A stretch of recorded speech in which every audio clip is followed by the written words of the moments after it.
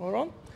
Hello, everybody. I'm Alexy Khrabrov, the organizer of SF Scala, and today we're on location at StumbleUpon, where we have a meetup with two talks, PredictionIO and StumbleUpon itself.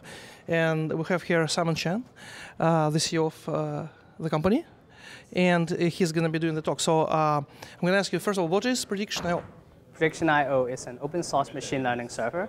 It's built for developers and data scientists. So the goal is to help them build machine learning applications much faster than before, probably in a fraction of the time, and deploy it on production. So that's the goal of PredictionIO, and it's written in Scala, and it's open source. So is it open source package which you deploy on premises? You can integrate with your application? Sure, yeah. So everything is on GitHub, so you can download it. It's built on top of Apache, Spark, ML machine learning libraries is integrated in it, and it's also integrated with HBase. So you can download the whole package, install it on premises. But we also support private cloud installation. So if you're fans of like AWS or Rackspace, you can also deploy it on those private cloud services. Okay. So what is the business model behind it? Yeah, many people ask these questions like, are you guys a charity giving out the source code? Right. On one hand, we really like the product to be used by a lot of developers, so we make it freely available. So developers like you and I and everyone else can use it, try it for free. At the same time, actually, open source business model, open source software model has been around for many years. If you look at Red Hat, MySQL, MongoDB, or even like Hadoop, Cloudera, companies like that. So we're pretty much following that direction. If you find the software useful and if you want to use it on production, then we're very happy to provide professional support and services. So it will be basically, all the functionality is there from the day one, but if you run into problems, if you need help with specifics of the product, you need some extensions, you need SLA and support, you will basically engage you. Definitely. And machine learning is still in its early stage, unlike the hosts like StumbleUpon. Maybe they have been using machine learning personalization technology for many years, but still there are a lot of companies that are just at the beginning. So I think it's very important at this stage to make the product useful, widely accessible, so people can use it. And we have a quite active and healthy contributor community. So hopefully we can gather the force and build a great product together.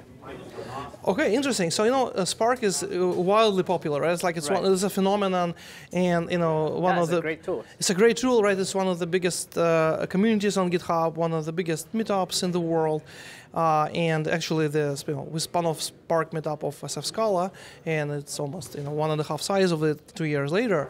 Right. And I wonder, so if you integrate with Spark, right, it's kind of building applications on Facebook in some way, right? So basically, how do you think about the dependency on Spark? Spark is rapidly evolving itself. Right. So what is your thinking about building products which integrate with Spark? Sure. This is a really great question. We hope to tightly integrate with Spark. So in fact, PredictionIO is one of the few products that is certified on Spark. If you're running Spark on production, and if you want a software platform that is certified by professional people of Spark, PredictionIO is one of your options. Spark is evolving, but our engineering team is also working with their engineers closely to make sure that we're compatible with the new specification. And one of our missions is actually to take care of the machine learning side of Spark, especially on the production deployment side.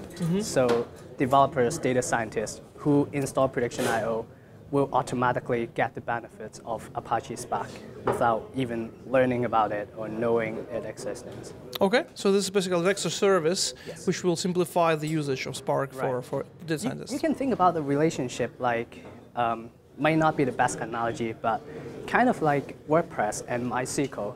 You use WordPress, and there's a MySQL behind it, and it powers a lot of stuff in it.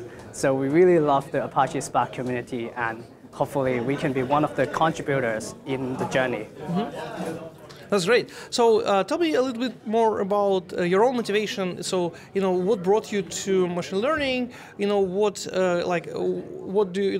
brought you to make PredictionIO? And why did you choose Scala and Spark to do this? Yeah, I built 3 startups products in the past. mainly consumer-facing products. So even though they're not machine learning or artificial intelligence products, they touch upon personalization, recommendation, predicting user behaviors, this kind of stuff. And I felt the pain that every time we need to do something smarter, it took our engineering team a few months of time to do it. It is like, oh, if we need data storage, I need to build my own machine learning server in-house, which doesn't make sense. But in the past, like 10 years, there's no solution like that exists. We have a lot of great tools, Spark, Hadoop, but still there's nothing like database server for the machine learning community. And so I went for a research study in machine learning for a few years. Didn't know what I would expect at the beginning, but the more I look into it, I realized that there's a big gap between software development of machine learning stuff and the research stuff. There's a lot of great things going on in the development side and also the research side. But PredictionIO is trying to fill the gap so that developers, data engineers can make use of the software platform, build machine learning stuff much faster. It's actually started off the idea as trying to solve my own pain and also my team's co-founders' own pain. They're trying to build something like a restaurant recommendation app, and I was lucky enough to convince them, like, hey, why you build an app? Why don't you build something for people to build an app faster?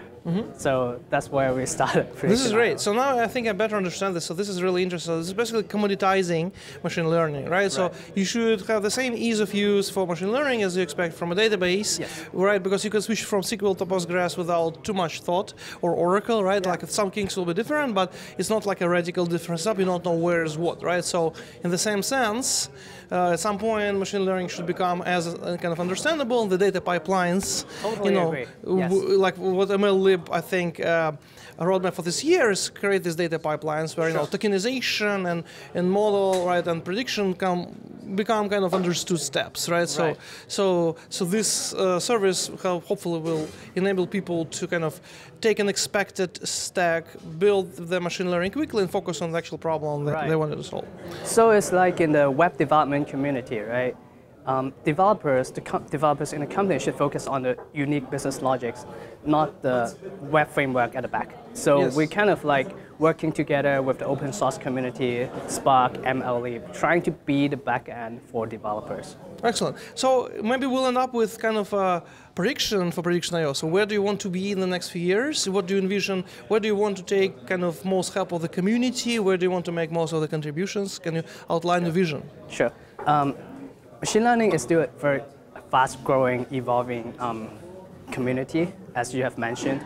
So there are a lot of issues we still haven't solved. One of them would be how do you find the best model for your application, for your unique data? What's the best way to serve developers? What do they really, really need when they try to deploy machine learning applications on production? So we need a lot of feedback from the community and early users to tell us, hey, it doesn't work, it works.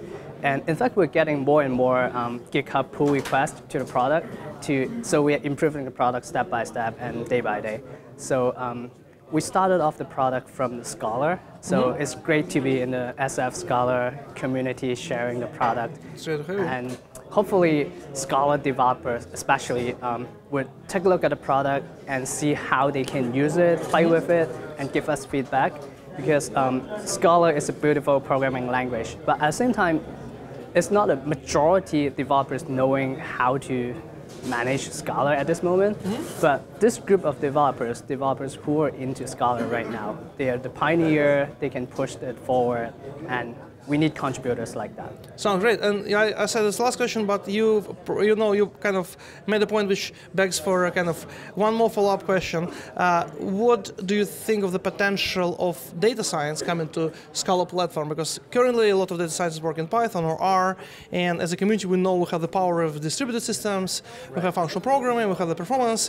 What do you think are the good tools and ways to kind of inspire data scientists to take a look at JVM and Scala and PredictionIO? It's very interesting questions. We have seen a lot of debates in the past years about, hey, Python, Ruby, PHP, Java. And I think that the choice of programming language really depends on your preference.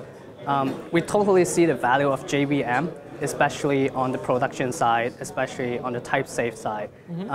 So definitely if companies are building mission-critical applications, they want the maintainability or having a large team working together on a production mission-critical applications, JVM language would be the good choice. And Scala is like way cleaner than what other JVM languages would have offered in the past. And if you look at the syntax, it's actually like the native language for data scientists. Exactly. Like the functional programming, so you can write distributed stuff. And the REPL, like, interactivity. yeah, it's like native. So why not start with Scala? It's great. And you can use all the existing Java resources, right? You can incorporate Apache, Mahout libraries into a Scala program, like easily, like natively. So I do see a great future for Scala. And I think the Python and Scala community will grow in parallel, I believe. Sounds great. Well, we'll see how it pans out, and thank you very much. We're looking forward to your talk. Thank you, Alex. Thanks.